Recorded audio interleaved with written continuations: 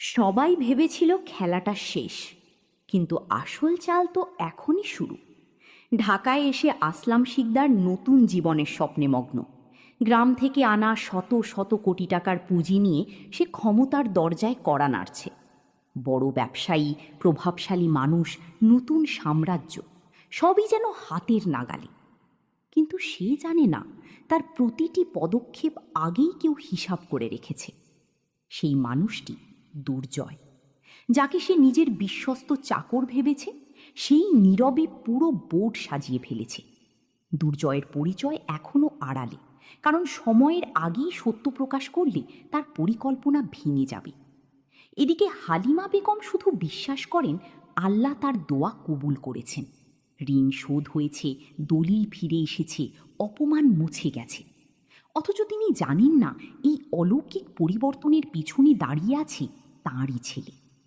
আর সাফা, যে মেয়েটি একসময় দুর্জয়কে অবহেলা করেছিল, তার মনেই এখন প্রশ্নের ঝড়। দুর্জয়ের নীরবতা, আত্মসম্মান আর অদ্ভুত আচরণ তাকে নতুন করে ভাবতে বাধ্য করছে। কিন্তু ভালো লাগার সেই অনুভূতি কি খুব দেরিতে এসে গেল? সবচেয়ে রহস্যময় বিষয় সেই ১২০০ একর সম্পত্তি। ৫০০ কোটি টাকা দিয়ে কেনা সেই জমির আসল উদ্দেশ্য কি? প্রতিশোধ, নাকি আরও বড় কোনো পরিকল্পনা? ঢাকায় প্রথম দিনেই আসলাম এমন এক মুখোমুখি হবে, যা তার আত্মবিশ্বাসী প্রথম ফাটল ধরাবে।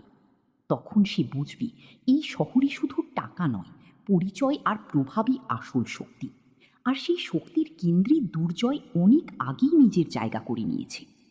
যখন সত্যির পর্দা উঠতে শুরু করবে, তখন শিকদার পরিবারের প্রতিটি মানুষ বুঝবে, যাকে তারা ছোট করে দেখেছিল, সেই ছিল সবচেয়ে বড় খেলোয়াড়।